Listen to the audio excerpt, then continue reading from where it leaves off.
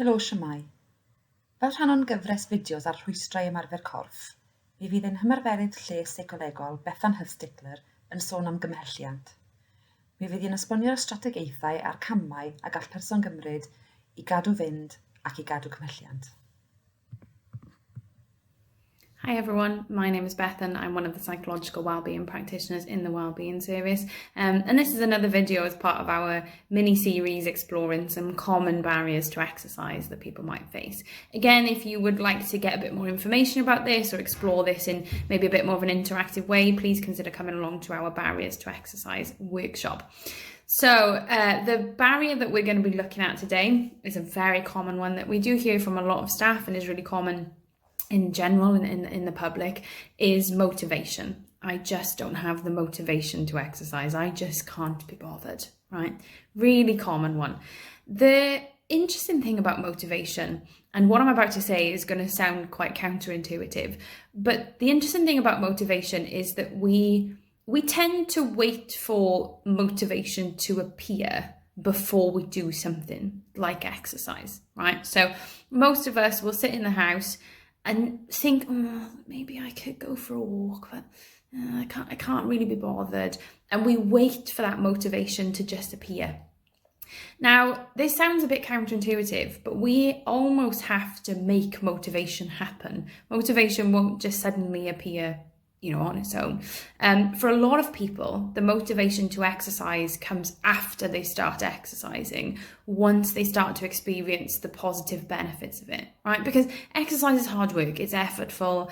We often as human beings choose to move away from things that are more difficult and move towards the things that are easier, right? So if we're sat in our house, we're all nice and cozy, we're watching the TV, we think to ourselves, I could go for a walk right now, but we know that's going to require far more effort and it's more comfortable to stay on the sofa and watch the TV, right? It's much more comfortable to do that. So we're more likely to move away from that exercise, and that's how human beings work.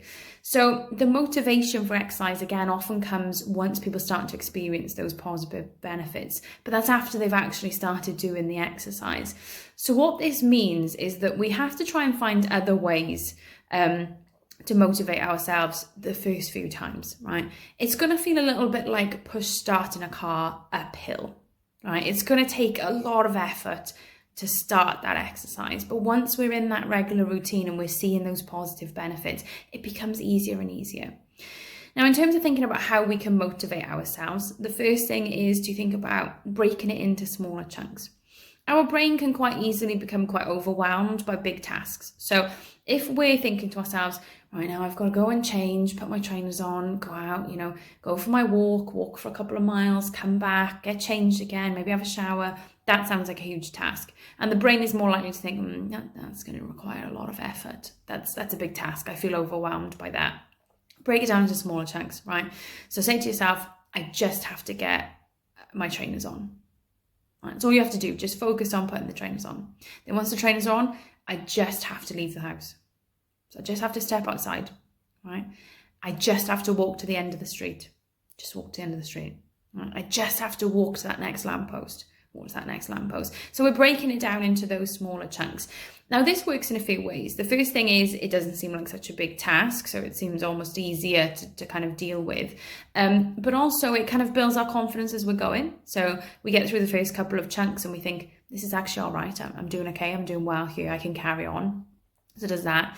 But also there might be times where we do put the trainers on, we do leave the house, we get to the end of our street and we think, do you know what? I really can't be bothered. I really can't. At least if we go back then, we've still walked to the end of the street and back. We've done something. We've taken that small step towards movement. We might not have done what we intended to. We might not have done what we thought we should have, but we've still done something. Any exercise is better than none. So breaking it down into smaller chunks can often be a really good way of dealing with motivation, because we're not trying to motivate ourselves to do a big task. We're just trying to motivate ourselves to do a small task each, at a time. Another thing that can be really beneficial, and this is something that we do explore in a lot more detail in our Barriers to Exercise workshop, so it might be worth coming along to that if you think that this information would be helpful for you, but it's thinking about your why.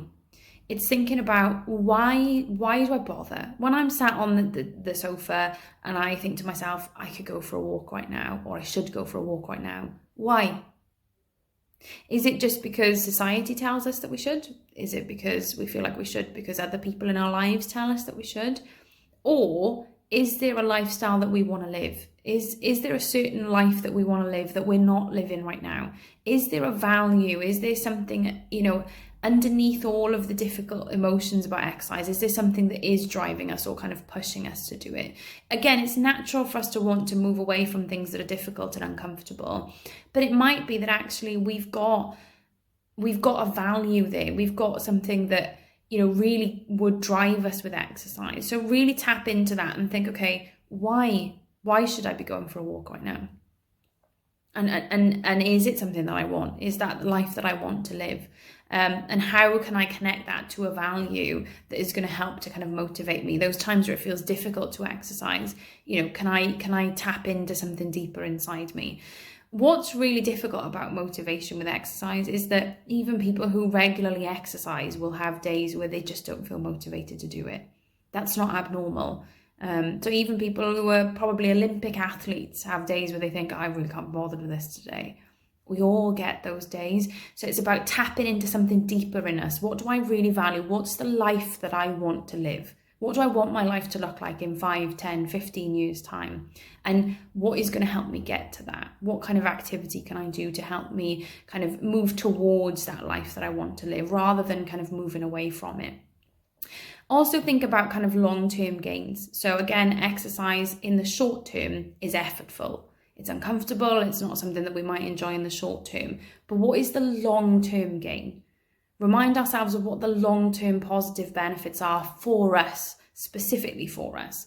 So again, have a little think, what is it that exercise could give you in life? What would your life look like if you were able to exercise on a regular basis? Is it something around confidence? Is it something around weight? Is it something about boosting mood? Have a little think, what are those positive long-term gains that you could personally get from exercise? And again, remind yourself of those the next time you feel kind of unmotivated or feel like you don't really want to, but you feel like you do in some ways. So I hope that's been helpful. Again, if you want to explore this in any more detail, please have a think about coming along to our Barriers to Exercise workshop. Diolch am wylio. Os hoffech chi fynychu ein gweithdi'r rhwystrau ymarfer corff i archwilio ymhellach sut mae'r rhain yn effeithio arnoch chi, cysylltwch â ni gan ddefnyddio'r cyfeiriad e-bost ar y sgrin.